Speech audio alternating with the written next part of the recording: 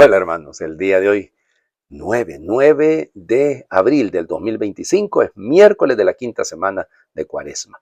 Fíjense que si ustedes supieran las veces que me he tenido que morder la lengua, porque yo casi digo quinta semana de Pascua, siempre me equivoco. No lo he hecho, no lo he hecho, y tampoco he tenido que editarlo, pero en mi mente ya estoy pensando yo en la Pascua, ya estoy con la... Pero nos queda una semana exacta, ¿no? Próximo miércoles Santo, se termina ahí nuestra Cuaresma y comienza el Triduo Pascual. El Triduo Pascual no es Cuaresma, es Triduo Pascual.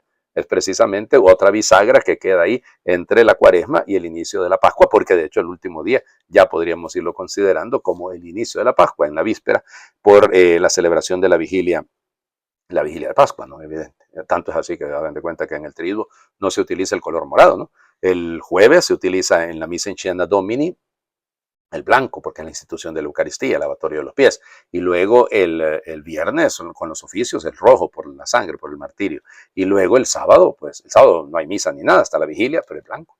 O sea que por lo tanto ya se deja de usar el morado. Nos queda una semana exacta de Cuaresma. Hoy les voy a hablar de un beato sumamente interesante, ¿no? De Tolentino. Solo que de Tolentino todos pensamos en Nicolás de Tolentino, San Nicolás de Tolentino, pero se trata del beato Tomás de Tolentino. Tolentino es una ciudad en la zona de las Marcas, en Italia, es decir, la parte, ¿cómo se llama? El parte oeste, noroeste, hacia el Adriático. Bueno, él nace en 1260. Sabemos que cuando tenía 15 años, más o menos en 1275, toma el hábito franciscano, pero aquí viene el punto. Resulta ser que se alía con el grupo de los espirituales, que era un grupito liderado en ese momento por Fray Angelo Clareno. Bueno, y Angelo Clareno, junto con los otros dos, Pietro de Olivi, por ejemplo, y Ubertino de Casale, esos, madre del Señor Jesucristo, van a ser increíblemente radicales. O sea, ellos quieren vivir la pobreza al extremo y van a rechazar cualquier tipo de formación teológica. Ellos no quieren saber nada de eso. Ellos quieren vivir como vivía Francisco. Pero fíjense que Francisco estudió. Francisco sabía muy bien el latín. O sea, Francisco era una persona que vivió la pobreza, claro, eso quién lo va a negar. Pero ese problema de querer, miren, una diferencia grande entre el franciscanismo y el sanfranciscanismo. El franciscanismo solo lo vivió Francisco y Clara, pero el sanfranciscanismo como espiritualidad ya vienen siendo las derivaciones. Y esto se van a enfrentar hasta los papas. Va a ser una cosa realmente terrible, muy, muy dura. Por eso lo van a terminar metiendo hasta en la cárcel. Justamente a Tomás lo van a meter en la cárcel. Finalmente lo liberan en 1289.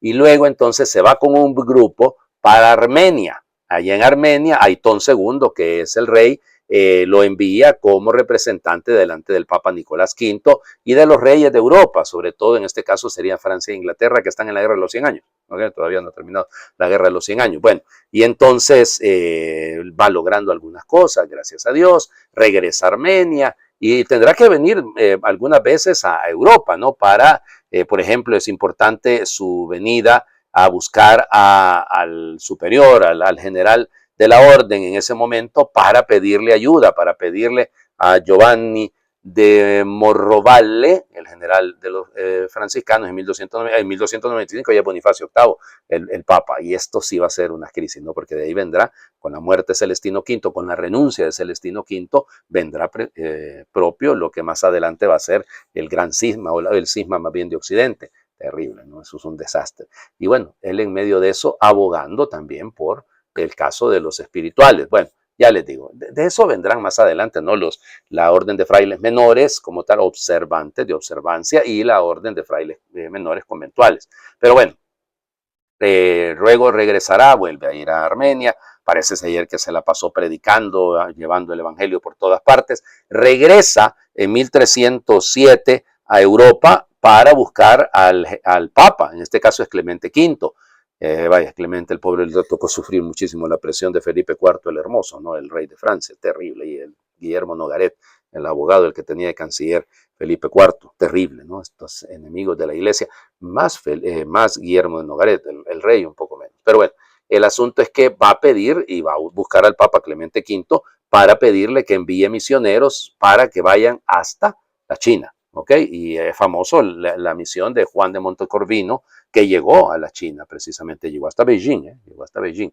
Bueno, resulta ser que luego se pierde un poco la biografía de él hasta 1320, tendremos un poquito de noticias sobre él se embarca en lo que hoy en día es Hormuz, ya ahí en el Golfo Pérsico, camino a la India, pero entonces no logran llegar porque se quedan ahí en Bombay o cerca de Bombay, en la isla de Salsette. Sí, y entonces, estando ahí, pues lo reciben los cristianos, que son nestorianos, o sea, son herejes, pero son cristianos, llamémosles de alguna manera, ¿no? Luego ya se van a convertir, a creer que efectivamente María es madre de Dios, porque es uno de los problemas de los nestorianos. Y entonces ahí, pero resulta ser que el cadí, así se le llama el juez de la región, de esa región es musulmán, y entonces entran en conflicto con ellos, y fíjense, por eso que están bien hablar de él, porque resulta ser que los van a condenar a la hoguera, la primera lectura del día de hoy, solo que Cedrac, Metsab y Abednego, entonces aquí a estos los van a meter en la hoguera, también junto pues Santiago de Padua, Pedro de Siena y otro fulano que era de Georgia que se llamaba Demetrio de Tiflis, o Tiflis. Bueno, y el otro es evidentemente nuestro amigo Tomás de Tolentino. Bueno, y entonces, ya les digo, los meten a la hoguera, no se queman, los meten otra segunda vez y no se queman. Finalmente los sacan fuera y los decapitan. Los cuerpos de ellos, el lugar se volvió un lugar de peregrinación. Y para los franciscanos siempre fueron considerados como beatos. Y en el martirologio franciscano aparecen como beatos. Solo que hay que ser riguroso, no lo son canónicamente, el único que lo va a hacer es Tomás, que fue beatificado o confirmada su beatitud en 1894 por el Papa León XIII. Vamos a las lecturas del día de hoy, ya les anuncié, ¿no? Lo que viene. Entonces leemos el libro del profeta Daniel, capítulo 3, y es una lectura litúrgica, vamos saltando de versículo en versículo. En aquellos días dijo el rey Nabucodonosor, es cierto, Cedrac, Mesab y Abednego, que no quieren servir a mis dioses ni adorar la estatua de oro que he mandado levantar. Pues bien, si no es cierto, estén dispuestos para que al oír sonar el cuerpo, la flauta, la cítara, el salterio, la chirimía y toda clase de instrumentos, se postren y adoren la estatua que he mandado hacer. Pero si no la adoran, serán arrojados inmediatamente a un horno encendido. ¿Y que Dios podrá librarlos entonces de mis manos? Pedro, Cedrac, Mesac y Abednego contestaron al rey Nabucodonosor, no es necesario responder a tu pregunta, pues el Dios a quien servimos puede librarnos del horno encendido y nos librará de tus manos. Y aunque no lo hiciera, sábete que de ningún modo serviremos a tus dioses, ni adoraremos la estatua de oro que han mandado levantar. Entonces Nabucodonosor se enfureció y la expresión de su rostro cambió para Cedrac, Mesac y Abednego. Mandó encender el horno y aumentar el fuego, la fuerza del fuego 7 veces más de lo acostumbrado. Después ordenó que algunos de los hombres más fuertes de su ejército ataran a Cedrac, Mesab y Abednego y los arrojaran al horno encendido. Pero el ángel del Señor bajó del cielo, se puso junto a ellos, apartó las llamas y produjo en el horno un frescor como de brisa y de rocío. Y el fuego no los atormentó, ni los hirió, ni siquiera los tocó. El rey Nabucodonosor, estupefacto, se levantó precipitadamente y dijo a sus consejeros, ¿acaso no estaban atados los 3 hombres que arrojamos al horno? Ellos contestaron, sí, señor. El rey replicó, ¿por qué entonces estoy viendo 4 hombres sueltos que se pasean entre las llamas sin quemarse y el cuarto parece un ángel? Nabucodonosor los hizo salir del horno y exclamó, bendito sea el Dios de Cedrac, Mesab y Abednego, que ha enviado a su ángel para librar a sus siervos que confiando en él desobedecieron la orden del rey y expusieron su vida antes que servir y adorar a un Dios extraño. Palabra de Dios. Te alabamos, Señor. ¿Sí? Cedrac, Mesach, Abednego, Ananías, pues se acuerdan que son las versiones, hay 2 nombres para ellos, ¿no? ¿Cómo se llama? En el libro de Daniel. O sea, estos son los nombres, de hecho no son propiamente nombres judíos, fíjense, o sea, si lo vemos realmente son nombres muy cercanos al mundo persa. Lo que pasa es que como son lenguas muy similares, entonces pueden sonar un poco parecidos. Ananías, Azarías y Misael, no piensen en el caso de los otros términos, que esos sí ya son propiamente hebreos. Bueno, el asunto es que esta historia la conocemos muy bien, claro, hemos saltado varios versículos, pero nos cuentan la fidelidad a lo que se cree. Esto es importante. Aquí está el tema porque eso va con el Evangelio, ¿no? Es fieles hasta dar la vida por lo que creemos. Capaces de dar la vida por nuestro Dios. Capaces de no necesitamos. O sea, amenazas. Nosotros no le respondemos a los hombres, le respondemos a Dios. Y por eso nuestras intenciones, nuestra manera de proceder es siempre la misma, ¿no? Yo sé que algunos de ustedes han de estar pensando, padre, ¿cómo suena una chirimía? Sí, porque son los instrumentos musicales de la época, ¿no? Bueno, es muy bello todo esto, porque en el fondo se trata de una oda, un canto a la fidelidad, a los que se mantienen firmes. El Señor les manda el ángel del aire acondicionado. Ya ven ustedes, pues sí, también entendido, porque más era un frescor, dice ahí, y era el ángel del Señor que estaba junto a ellos. Bueno, muy bonito, piénsenlo. En el fondo, a veces, a mí lo que pero probablemente ustedes tendrán sus ideas, ¿no? Pero a mí lo que me gusta es que sábete que es, aunque no lo hiciera, aunque nuestro Señor no nos protegiera, nosotros no vamos a ceder. Esto es importante, ¿no? Porque, ay, ¿qué tal que no ocurre el milagrito? ¿Y qué tal que terminen quemados? Porque resulta que en la historia seguimos teniendo mártires y por mucho que rogamos y pedimos, pero al final muchos de ellos mueren, ¿no? Y entonces, ¿será que Dios no existe? ¿Será que Dios no los escucha? Claro, es la fidelidad hasta el final. Hasta el final. Bueno, vamos al Evangelio, Dios mío. Recuerden que estamos leyendo en estos días, y ese es nuestro texto, el capítulo 8 del Evangelio de Juan. Ahora leemos, vamos, la lectura continua. 8 del 31 al 42. En aquel tiempo Jesús dijo a los que habían creído en él, si se mantienen fieles a mi palabra, serán verdaderos discípulos míos. Conocerán la verdad y la verdad los hará libres. Ellos replicaron, somos hijos de Abraham y nunca hemos sido esclavos de nadie. ¿Cómo dices tú, serán libres?